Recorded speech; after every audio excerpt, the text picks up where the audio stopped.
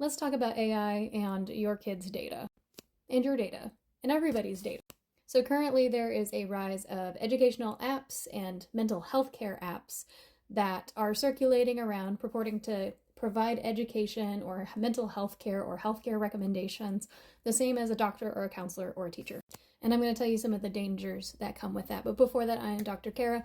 I am a school psychologist and a researcher on how we can use artificial intelligence in schools safely and to help and not harm. But I talk to my students about why AI models can't really be trusted with our information. And the first thing is a lot of AI models, they're not considered education providers or healthcare providers. And that means that they are not under the umbrella of legislation that protects your data. In schools, we have a law called FERPA. In healthcare, we have a law called HIPAA that ensures that your data belongs to you and we can't give away that data or sell that data without your consent. These AI models are not under those laws. If there's an educational app out there that uses AI and retrains on the data your child is giving it, it could be selling that data. If you're using a mental health app and you're telling it about your struggles and the things you've been going for, it can sell that data. Imagine you're like telling an app about your anxiety and your current struggles, and like Amazon starts recommending you a bunch of self-help books. There are currently some laws that are at the state level and trying to protect individuals from this. California passed a law that would put any app that thinks that they might even be providing services to schools under the umbrella of FERPA or the FERPA equivalent law in California. They have more protections.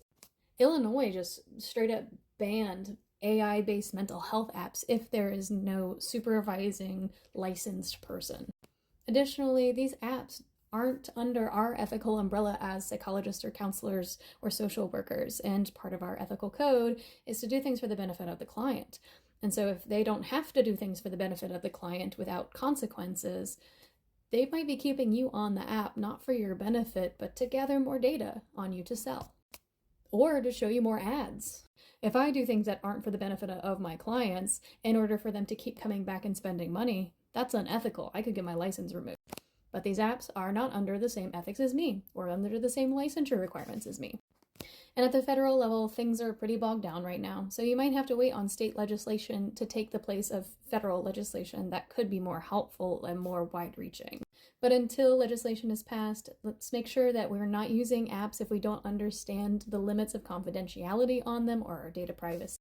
And tell your state representatives, your state senators, or your assembly people, whatever you have, that you want better protections for your data against these AI apps that could just be there to sell it.